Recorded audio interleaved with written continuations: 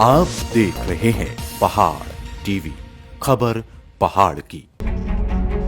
आज हम आपको बेहद चौंकाने वाली खबर दिखाने वाले हैं। इस खबर को देखने के बाद आपको भी अंदाजा हो जाएगा कि देवभूमि उत्तराखंड के अस्तित्व पर खतरा मंडराने की पूरी आशंका बनी हुई है। जी हां, सही सुना आपने। देवभूमि उत्तराखंड में दाऊद इब्राहिम की एंट्री हो चुकी है। जी हां, दाऊद इब्राहिम की एंट्री। वही दाऊद इब्राहिम जिसको कई मुल्कों की पुलिस ढूंढ रही है। आज हम आपको बताएंगे कि दाऊद इब्राहिम की ये एंट्री देवभूमि उत्तराखंड में कैसे और किस तरीके से हो रही है। सूत्र बताते हैं कि देवभूमि उत्तराखंड की जमीनों पर दाऊद इब्राहिम और अन्य विदेशी ताकतों की नजरें तेजी से गड़ी हैं। आरोप तो यहाँ तक है कि ये विदेशी ताकतें उत्तराखंड के प्रमुख राजनीतिक दलों के नेताओं, कार्यकर्ताओं, व्यापारिक कारोबारियों को अपना मोहरा बना रहे हैं और मुनाफे और अंधी कमाई के चक्कर में इन लोगों को कानों कान खबर भी नहीं है कि वो कौन से और कितने बड़े जाल में फंस रहे हैं। ऐसा अनुमान लगाया जा रहा है कि ये विदेशी ताकतें देहरादून समेत ग्रामीण इलाकों में भी तेजी से जमीनों की खरीद फरोख्त में जुटे हैं। ये उत्तराखंड के लिए बड़े संकट की बात है कि उत्तराखंड के अंदर पहाड़ की बेहद कीमती जमीनों को बाहर वाले बड़ी तेजी से खरीद रहे हैं। इसमें शासन प्रशासन इन लोगों की मदद कर रहा है। हद तो ये हो गई है कि बड़े बड़े अंतर्राष्ट्रीय माफिया भी अब देहरादून की जमीनों पर नजर गाड़े हुए हैं। सरकार की नाक के नीचे उत्तराखंड की बेहद कीमती जमीनें बाहर के लोगों को दी जा रही हैं। अगर इसका खुलासा सरकार सही तरीके से करेगी तो आपको कई अंतर्राष्ट्रीय गिरोह मिलेंगे जो उत्तराखंड की बेशकीमती जमीनों में बड़े बड़े आशियाने बनाने की फिराक पर हैं। यदि ऐसा हुआ तो उत्तराखंड की शांतवादियों के अंदर बहुत बड़े बड़े जो हैं गैंगस्टर यहाँ पर आ जाएंगे और उत्तराखंड की आबो हवा को खराब करने में अपनी अहम भूमिका निभाएंगे।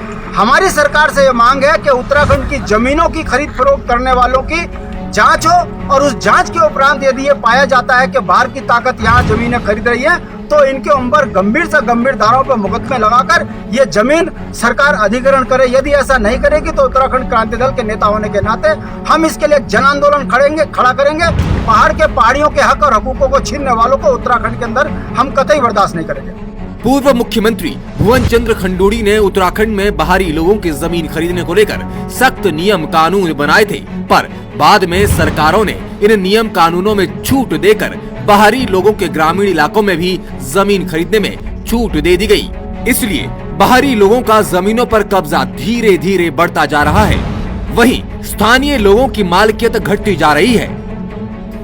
मैं पहले भी अपना विचार व्यक्त कर चुका हूँ कि बॉर्डर एरिया में तो बड़ी खतरनाक बात है और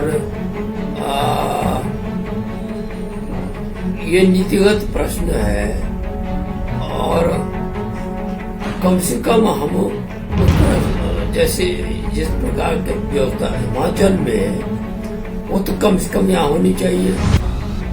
और अगर हमारी जमीन गांव में जो है किसी कारण से लोगों को बिक गई तो आने वाली संतान क्या करेगी। और फिर जो पूरे देश में जैसे कोरोना का चुका चल रहा है तो अब तो मैदान में काम करने लोग आएंगे, हमें अपने लिए अपने बच्चों के लिए अपने लिए जिंदा रहने दें। इसलिए जो नीति गवर्नमेंट की है इसमें मेरा सुझाव की है कि इसको संशोधन होना चाहिए और जमीन को जो बाहर के लोग बेच रहे हैं इसमें कोई निश्चित रूप से प्रतिबंध लगना चाहिए। अब हम आपको बताते हैं कि विदेशी फंड बेहद ही शातिराना अंदाज में आ रहा है। रियल एस्टेट के कारोबार में मंदी के बाद टूरिज्म और रिजॉर्ट बनाने के नाम पर विदेशी फंडिंग हो रही है। पहाड़ों में तेजी से जमीनें खरीदी जा रही हैं या जमीनों पर कब्जे किए जा रहे हैं, जिसमें स्थानीय लोग भी शामिल हैं जो दागदार किस्म के हैं। स्थानीय लोग कम और बाहरी लोग ज्यादा हैं। 2-2, 3-3 करोड़ रुपए बीघा के हिसाब से जमीनें खरीदी जा रही हैं। इतना पैसा कहां से आ रहा है किसी को कोई जानकारी नहीं है। स्थानीय लोगों को लालच देकर तेजी से जमीनों को खरीदने का काम चल रहा है।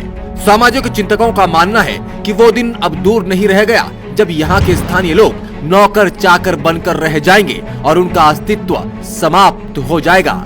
अगर वास्तव में ये एक षड्यंत्र के तहत हो रहा है तो देश की सीमा से लगे इस उत्तराखंड राज्य के लिए ये बेहद ही खतरनाक साबित होने जा रहा है। ब्यूरो रिपोर्ट, पहाड़ टीवी। उत्तराखंड की हर छोटी बड़ी खबर के लिए सब्सक्राइब करें पहाड़ टीवी। खबर पहाड़ की, बेल आइकन दबाना ना भूलें।